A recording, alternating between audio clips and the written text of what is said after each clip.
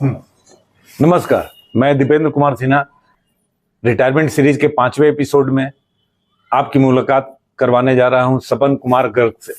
सपन कुमार गर्ग ये नाम भारतीय स्टेट बैंक के कर्मचारियों अधिकारियों के लिए कोई नया नाम नहीं है और किसी परिचय की आवश्यकता नहीं है। हम इस एपिसोड में सपन कुमार गर्ग से बात करेंगे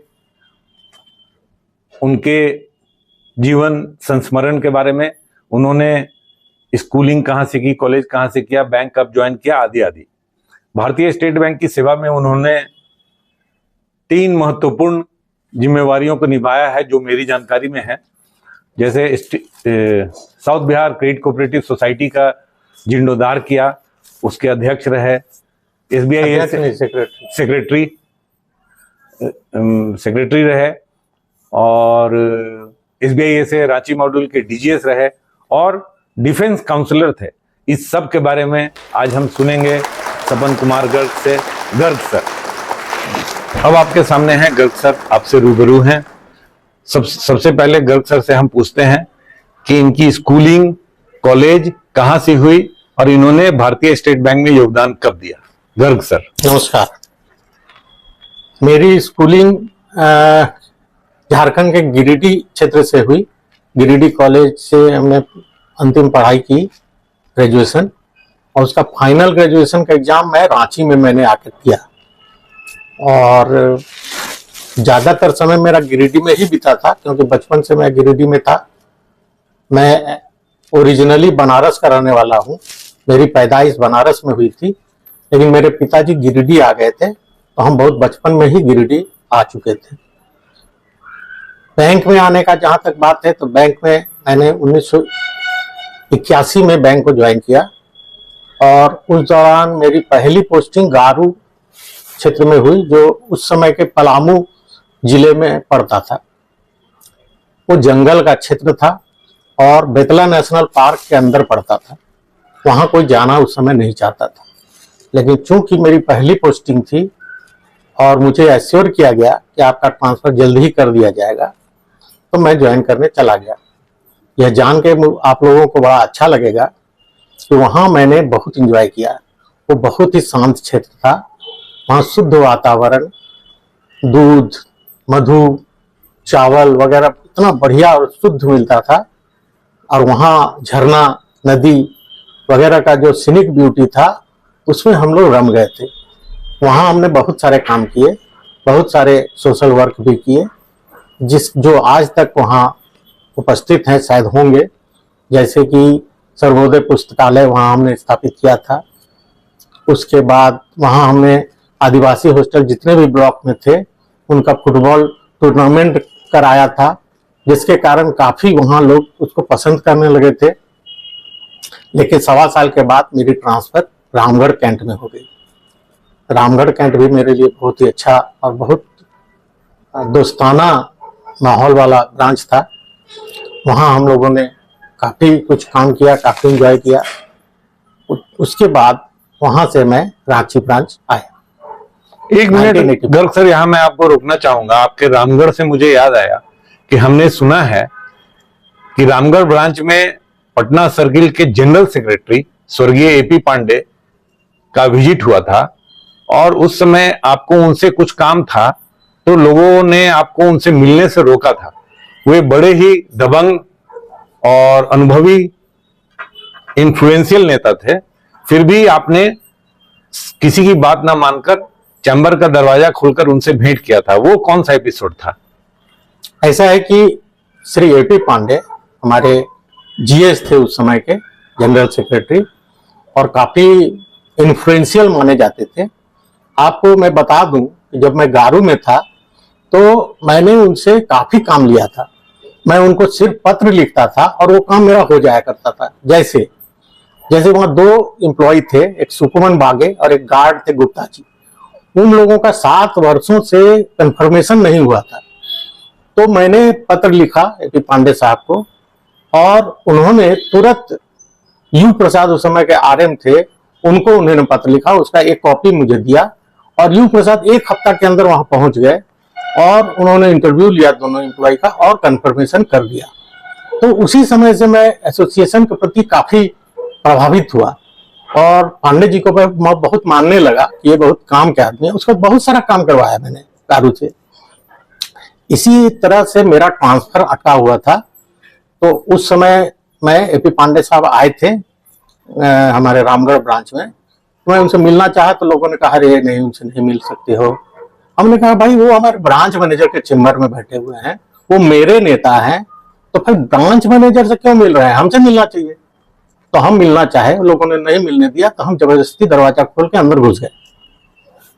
एपी पांडे ने हमको ऐसे देखा जैसे मैंने कोई पाप किया हो, लेकिन फिर भी मैंने नमस्कार वगैरह किया।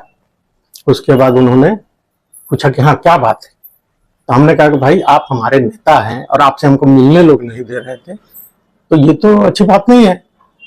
तब उन्होंने कहा भाई ऐसा क्यों कर रहे थे, क्यों नहीं मिलने दे रहे थे, एकदम आप बताइए। तो हमने कहा देखिए मेरा ट्रांसफर यहाँ से हो चुका था रांची, लेकिन रांची में कुछ लोगों ने मेरा नाम काट दिया है, तो प्लीज आप इसको देखिए क्योंकि मेरा ट्रांसफर बहुत जरूरी है। आप उस समय शाखा में कोई पोस्ट होल्ड कर रहे थे, सचिव, अध्यक्ष, प्रेसिडेंट या कुछ ऐसा कुछ? कोई पोस्ट मेरे पास नहीं था, लेकिन हम लोग बहुत एक्टिव थे वहां। सुनकर अच्छा लगता है कि आप अपने नौकरी के शुरू से ही लोगों की मदद करना और इस तरह के एक्टिविटी में भाग लेना, ये जरूर आपका भविष्य उस समय सुनिश्चित हो रहा होगा कि आप आगे जाकर भारतीय स्टेट बैंक में भी कुछ मुकाम हासिल करेंगे।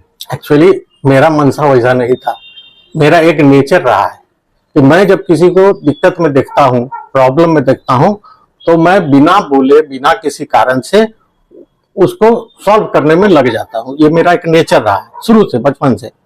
तो वही मुझे बड़ा आनंद आता था। अगर किसी का कोई काम हो जाता था तो मुझे इतना सेटिस्फेक्शन होता था कि मैं उसको बयान नहीं कर सकता हूँ। तो फिर आपका रांची आगमन कैसे हुआ? हाँ, फिर हुआ वही पांडे जी ने आकर के यहाँ मेरा नाम चढ़वा दिया। उसके बाद मेरा ट्रांसफर रांची हो गया। रांची में भी एक घटना है कि रांची ब्रांच में मेरा ट्रांसफर हुआ, लेकिन वहां काट करके उसको हटिया ब्रांच कर दिया गया। जब मैंने मुझे मिला तो मैंने देखा कि उसमें व्हाइट फूड लगा हुआ है और हटिया लिखा हुआ है। मैं रोजारियो साहब उस समय के स्टाफ सेल इंचार्ज थे, उनके पास पहुंचा, मतलब ये हटिया क्यों कर दिया गया, मेरा रांची ब्रांच ट्रांसफर हुआ था। उन्होंने कहा कि SRP रमन वहां के ब्रांच मैनेजर है, हटिया ब्रांच है, उन्होंने कहा कि गर्ग ने मुझे कहा है कि इसको हटिया ब्रांच भेजा जाए। मैंने कहा हमने ऐसा कुछ नहीं कहा है, मैं तो जानता भी नहीं हूँ कि SRP रमन कौन है। तब उन्होंने फिर काट करके उसको रांची ब्रांच कर दिया। उसके बाद तो आप रिटायरमेंट तक रांची में ही रह गए? एक्चुअली रिटायरमेंट के 6 महीना पहले मैंने जोनल ऑफिस में अपना योगदान दिया और करीब करीब 34 साल रांची ब्रांच में रहा। गर्ग सर, जब आप रांची ब्रांच आ गए तो रामगढ़ ब्रांच भी एक छोटा ब्रांच हुआ करता था, गारू तो और छोटा हुआ करता था, और रांची ब्रांच एक बहुत बड़ा ब्रांच था, स्टाफ संख्या बहुत ज्यादा थी। तो वहां आकर आपको कैसा अनुभव हुआ? देखिए, रांची ब्रांच मेरे लिए मेरा मनचाहा जगह मिला। यहाँ का माहौल बहुत ही अच्छा था, बहुत फ्रेंडली था, सभी एक परिवार के जैसे वहाँ रहते थे। हमने यहाँ काफ़ी एंजॉय किया, यहाँ हमने काम भी बहुत किया। यहाँ तो ऐसा हुआ कि इतना बड़ा ब्रांच था, तो चूंकि मैं एक छोटे ब्रांच से आया था जहाँ की शुरुआत से लेके अंत तक काम का नॉलेज था मुझे, तो यहाँ मुझे वैसा ही काम मिला कि काउंटर से लेके जनरल लेजर लिखने तक मैंने सारा काम किया। बिल काउंटर में, ड्राफ्ट काउंटर में, सभी काउंटर में काम किया और लास्टली जनरल लेजर मैं लिखने लगा। और जनरल लेजर में भी मुझे काफ़ी अप्रिसिएशन मिला। रांची ब्रांच में एक खूबी ये थी कि यहाँ का माहौल बड़ा चूंकि फ्रेंडली था, इसीलिए सभी कोई सभी का मदद करना, मैंने बहुत आसानी से मदद किया करता था। और रांची ब्रांच के बारे में है कि अगर आपको एसोसिएशन करना है तो शुरुआत के लिए बहुत अच्छी जगह है। तो SBI SA में आपका एक्टिवली पार्टिसिपेशन कब से शुरू हुआ, कैसे शुरू हुआ? देखिए, शुरू से ही SBI SA के प्रति मेरा लगाव रहा है, लेकिन मैं डायरेक्टली SBI SA में ही चला जाऊं, मेंबर तो मैं था ही, लेकिन SBI SA में पद लेने के लिए मेरा कोई ऐसा इच्छा नहीं था।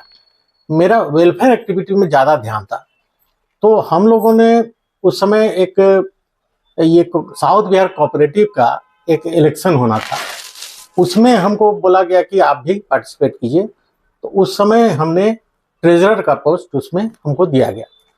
मैं इलेक्शन लड़ा, ट्रेजरर के पोस्ट में हमारी जीत हुई। उसके बाद मैंने देखा कि कोऑपरेटिव की हालत बहुत ही खराब है।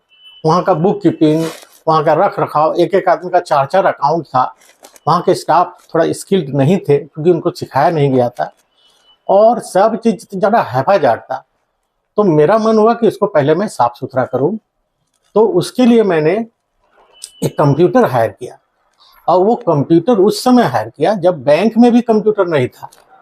और एक माने हमने क्या किया कि सारे अकाउंट्स का बुक कीपिंग पहले दुरुस्त किया, उसका सिस्टम बनाया। उसके बाद स्टाफ का काफ़ी हेल्प इसमें मिला। उसके बाद हमने वो कंप्यूटर में प्रोग्रामिंग कराया, और प्रोग्रामिंग करने के बाद वो 1-1.5 साल में अद्यतन हो गया। इसका मतलब है कि south Bihar credit cooperative society का कंप्यूटराइजेशन भी आपने कराया। और जब आपने ज्वाइन किया था उस समय स्टाफ सदस्य कोऑपरेटिव के कितने थे और वो आज कितने हैं?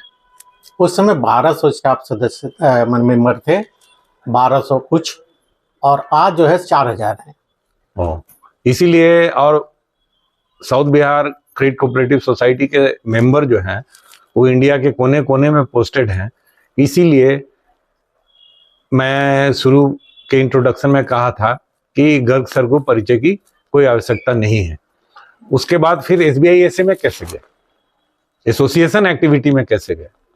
देखिए, साउथ बिहार में रहने के दौरान मैं चारों तरफ जो है साउथ बिहार का काफ़ी प्रचार हो चुका था, क्योंकि साउथ बिहार एक ऐसा संस्था बन चुका था कि उसके माध्यम से लोगों को काफ़ी मदद मिलने लगी थी।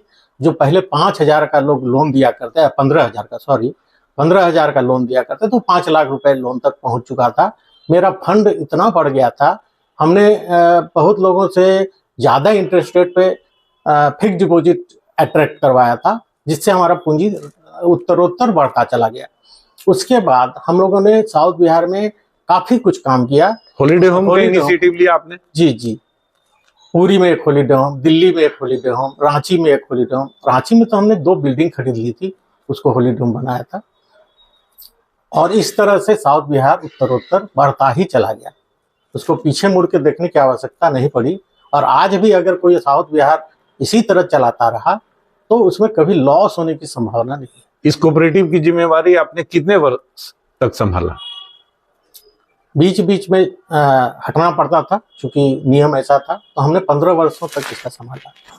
और गर्ग सर, आपके बारे में और भी जानकारी मिलती है, आप डिफेंस काउंसलर थे, ये क्या होता है और इसमें स्टाफ को कैसे मदद किया जाता है? देखिए, डिफेंस काउंसलर मेरा इंटरेस्टिंग फील्ड था। एक्चुअली डिफेंस काउंसिल बनने पर आप उन स्टाफ का मदद कर सकते हैं जो बेचारे गलती के चलते, काम की नॉलेज में कमी होने के चलते या किसी अननोन वजह से फंस जाते हैं। उनको बचाने में जो आनंद आता है वो मुझे बहुत अच्छा लगता था, इसीलिए मैंने डिफेंस काउंसिल का काम शुरू किया था। जैसे बैंक क्या उनको अक्यूज मान लेती है, पनिशमेंट दे देती है, एक्सप्लेनेशन कॉल करती है, तो आप उनको कैसे मदद करते थे?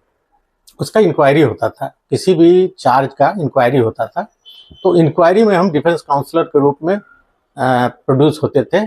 और उस तरह से इंक्वायरी में हमको प्रूफ करना रहता था कि इसने ये गलती नहीं की है या ये फॉल्ट इसने जानबूझकर नहीं की है।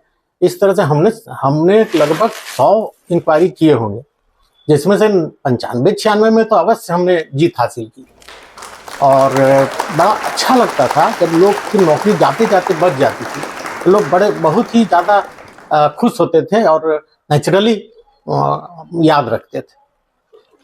और डिफेंस काउंसलिंग के बाद अब हम आते हैं, जब आप SBISA के रांची मॉड्यूल के DGS बने, ये कैसे संभव हुआ?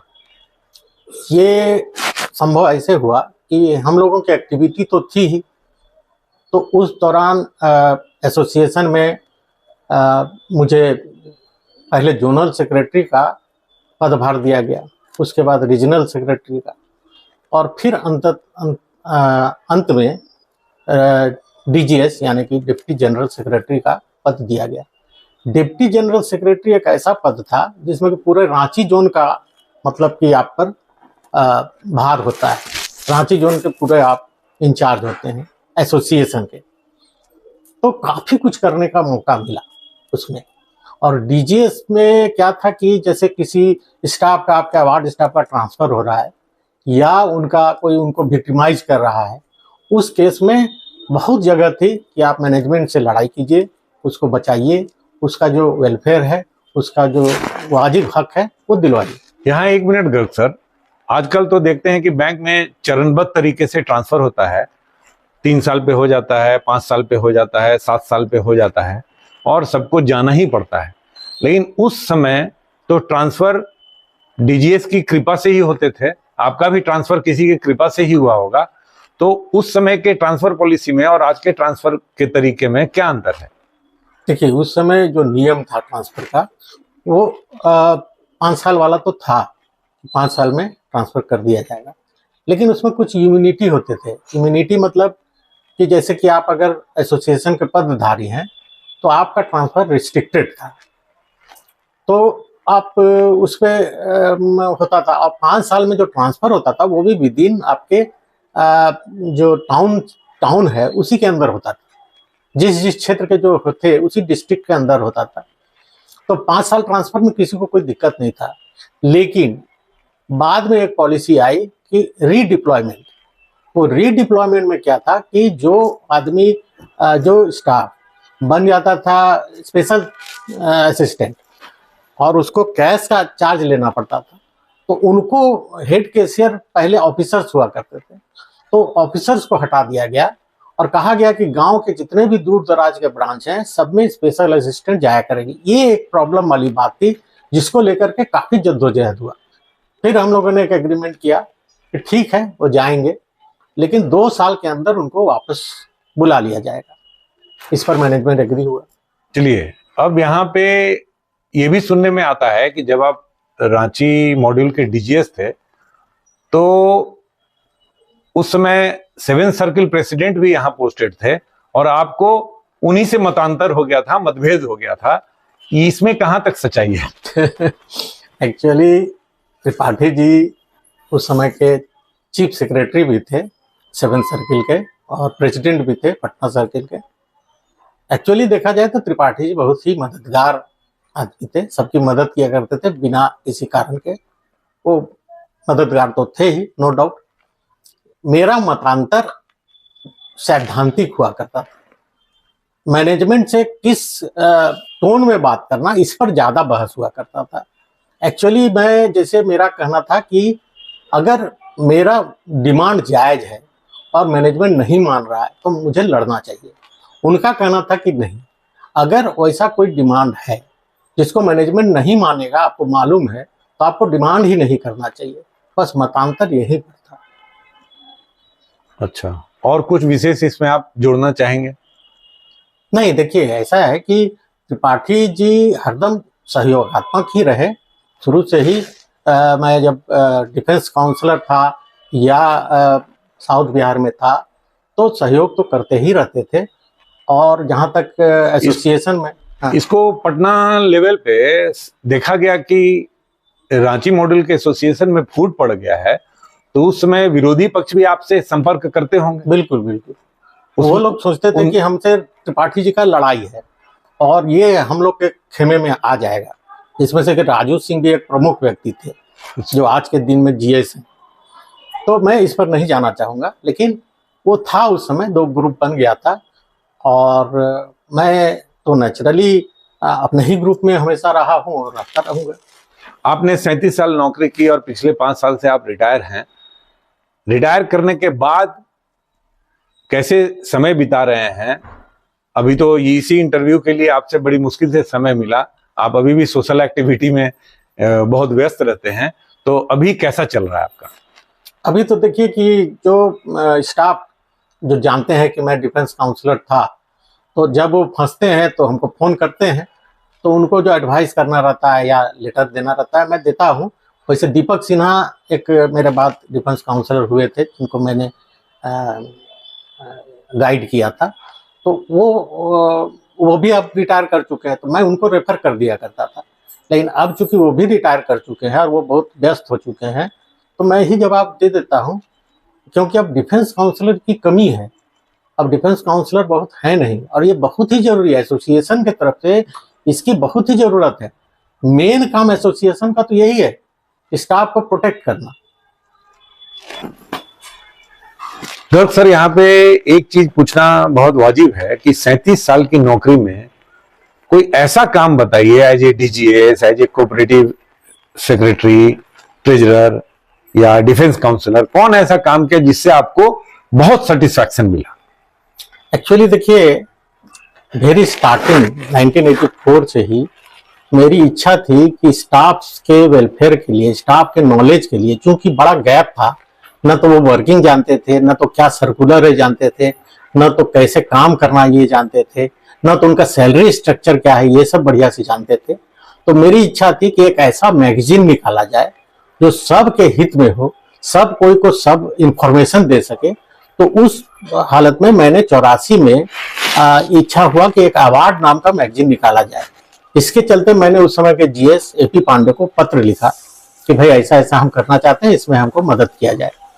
तो एपी पांडे ने हमको तुरंत उसका जवाब दिया और उन्होंने लिखा कि आप उसको निकालिए, कि ये लेटर भी वहां से आया था कि आप निकालिए और हम आपके साथ हैं, और आप हमको उसका एक कॉपी भेजिए ताकि हम उसको अप्रूव कर सकें।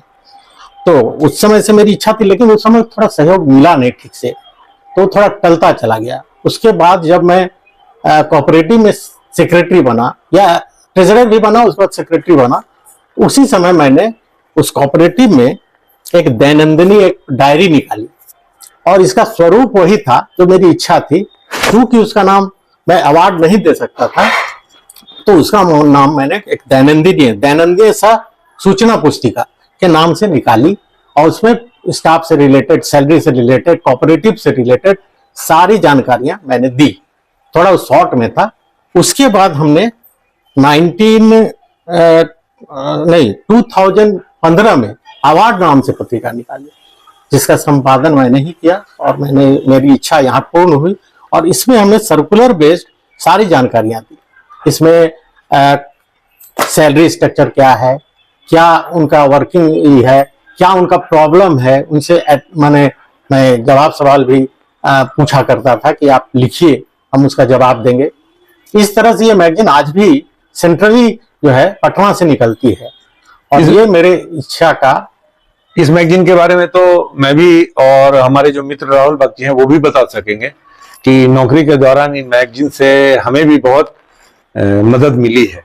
इसका तो उपयोग हम लोगों ने भी किया है। इसके लिए तो आप बहुत बहुत धन्यवाद, और हम तमाम स्टाफ मेंबर आपके शुक्रगुजार होंगे। ये तो रेफरेंस बुक बन गया था एक्चुअली। धन्यवाद सर। चलिए, हम सब गर्ग सर का धन्यवाद करते हैं। उन्होंने अपना बहुमूल्य समय दिया और अपनी बातें हमसे कही। हम फिर गर्ग सर से कभी भेंट करेंगे और डिटेल में इनसे और बातें करेंगे। धन्यवाद। धन्यवाद।